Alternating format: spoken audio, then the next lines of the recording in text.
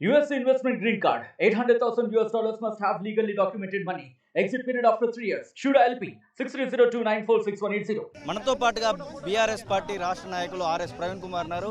Sir, బీసీలకు సంబంధించినటువంటి విషయంలో రిజర్వేషన్లను ఖచ్చితంగా ఇవ్వాల్సిందే. 42% రిజర్వేషన్ తర్వాతనే ఖచ్చితంగా లోకల్ బాడీ ఎలక్షన్స్ పోవాలనేటువంటి దానికి మీరు ఎట్లా చూస్తారు? ఇవ్వాలండి. మరి కామారెడ్డి డిక్లరేషన్లో చెప్పిండ్రు కదా ఇస్తామని చెప్పి ఇవ్వాలి. మరి అన్ని గ్యారంటీలు ఇచ్చి జనాలను మోసం చేసినట్టుగా మళ్ళీ బీసీలను మోసం చేసే ప్రమాదం ఉందనే విషయం మీదనే ఈరోజు ఇక్కడ ధర్నా జరిగింది.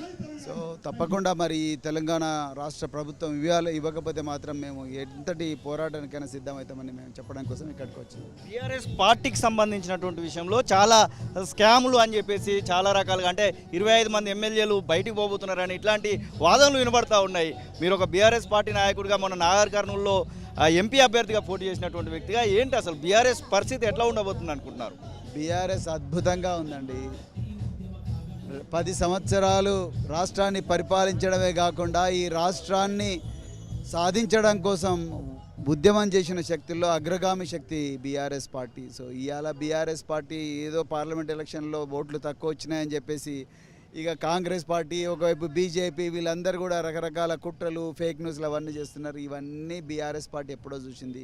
ఈ 25 సంవత్సరాల ఉద్యమ ప్రస్థానంలో ఇవన్నీ కామన్ బీఆర్ఎస్ పార్టీకి చాలా ఈజీగా అర్థమవుతున్నాయి. అందుకొరకు తెలంగాణ ప్రజలు ఎవ్వరు కూడా నేను అనుకుంటా ఈ ఫేక్ న్యూస్ని చూసి ప్రభావితం కారనుకుంటున్నా. తప్పకుండా బీఆర్ఎస్ పార్టీ మళ్ళీ అధికారంలోకి రాబోతున్నది. దాని సత్తా మీరు స్థానిక సంస్థ ఎలక్షన్లో చూడబోతున్నారు. ఎలక్ట్రిసిటీకి సంబంధించినటువంటి విషయంలో జస్టిస్ నరసింహారెడ్డి కమిషన్ ఇప్పటికే కేసీఆర్ను రమ్మని చెప్పింది. ఈరోజు కేసీఆర్ కూడా 12 పేజీలకు సంబంధించినటువంటి లేఖలు కూడా విడుదల చేసినటువంటి పరిస్థితి. బహుశా మీరు దాన్ని కూడా చూసుంటారని అనుకుంటున్నాము. అంటే ఈ యొక్క ఎదురుదాడిని ఎట్లా చూడొచ్చు అంటారు? ఒకవైపు గొర్రెల స్కామ్ అంటున్నారు, మరొక వైపు టెలిఫోన్ ట్యాపింగ్ అంటూ ఉన్నారు, మరొక వైపు ఎలక్ట్రిసిటీకి సంబంధించినటువంటి విషయంలో ఇది బయటికి తీస్తూ ఉన్నారు, కాళేశ్వరంది ఒకటి నడుస్తూ ఉంది. ఇవన్నిటి ఆ సినారియోని చూస్తే ఎట్లా అనిపిస్తుంది? ఇదంతా అసలు ఈ ఫేక్ న్యూస్ రిలీజ్ చేయడమే ఒక స్కామ్ అండి. ఇందులో ఎక్కడ కూడా స్కాములు లేవు.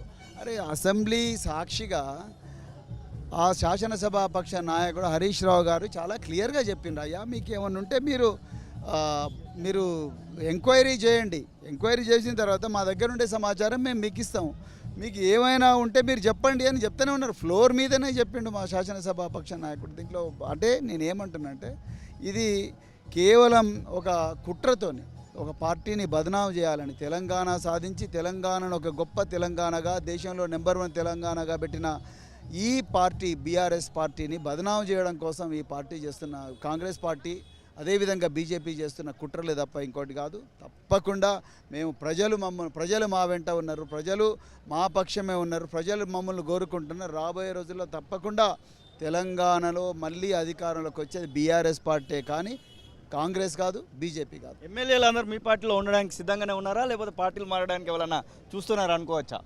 అందరు మా పార్టీలోనే ఉంటారండి. ఒక్కరిద్దరు పోయినంత మాత్రాన, ఒక్కరిద్దరు జంప్ అయినంత మాత్రాన పార్టీకి ఏమైనా అవుతుంది అనుకుంటారా? నేను అదే చెప్తున్నా, ఇలాంటి కుట్రలను, ఇలాంటి వెన్నుపోట్లను 25 సంవత్సరాల్లో మత్తు చూసిండు కేసీఆర్ గారు. ఇది ఒక లెక్క కాదండి, దాని గురించి ఎవ్వరు పట్టించుకోరు. మరిన్ని వీడియోస్ కోసం ఛానల్ ని సబ్స్క్రైబ్ చేయండి, లేటెస్ట్ అప్డేట్స్ కోసం వాట్సాప్ ఛానల్ ని ఫాలో చేయండి, అండ్ లింక్ డిస్క్రిప్షన్ లో ఉంది.